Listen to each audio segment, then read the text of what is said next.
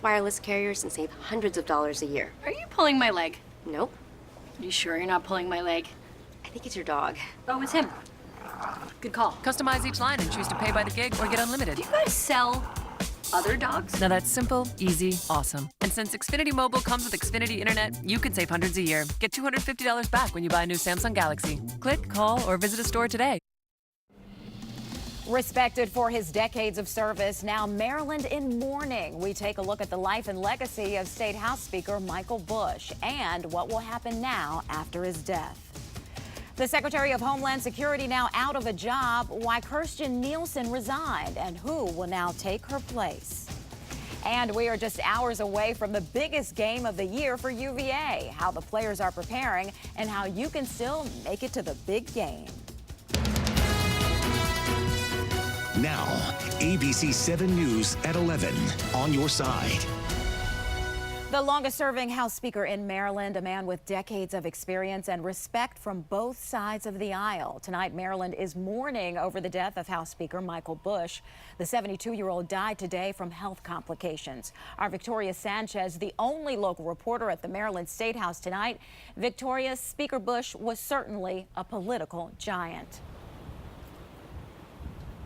He truly was. He was born in Baltimore, attended high school less than a mile from the steps of the State House, impacted decades of legislation and numerous people around him. Fair, honest, loving, kind. Maryland State Delegate Jocelyn Pena-Melnick worked side by side with Michael Bush for 12 years. Just a beautiful person.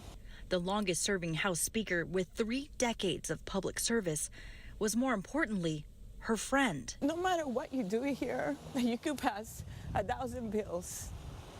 No one's going to remember. You know what? People are going to remember is the kind of person you are.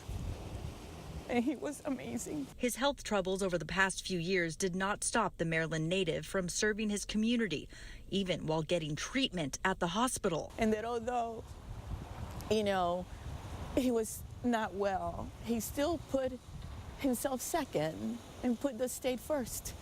It was service above self, and not many people do that.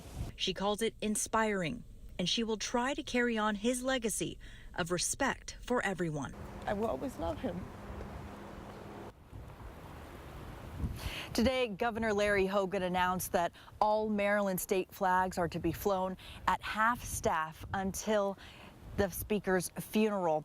Now, the announcement of his death comes just hours after his chief of staff released a statement saying that his health had made a turn for the worse. Continuing our team coverage tonight is Maryland Bureau Chief Brad Bell with a look at Speaker Bush's life and legacy. Mike Bush was a powerful man. He was the longest-serving Speaker of the House of Delegates in Maryland history. It is not an exaggeration to say that during his 16 years as Speaker, nothing has become law without his blessing. A liberal Democrat, he fought to improve access to health care, and the legislature during his time legalized same-sex marriage. But those who know him well describe him as a humble man who cared most about people. He famously enjoyed the State House press corps.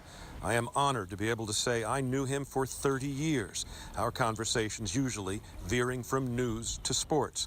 Bush was a star high school football player. His college career at Temple derailed by a knee injury.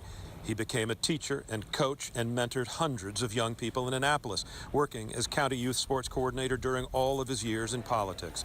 Tonight, tributes are pouring in. Governor Larry Hogan writing, Speaker Bush and I came from different sides of the aisle, but we often came together in the best interests of the people of Maryland. He served with the decency and good nature of a teacher, a coach, and a family man. I was honored to know him and to work closely with him. Bush's health has been in decline for some time. He survived a liver transplant in 2017 and heart bypass last year. But in recent weeks, it became clear he was failing. He was hospitalized last week with pneumonia. This morning, his longtime chief of staff announcing Bush was on a ventilator and gravely ill. He passed away this afternoon at the age of 72. In Annapolis, Brad Bell, ABC 7 News. And tonight, the Maryland Republican Party issuing their own statement on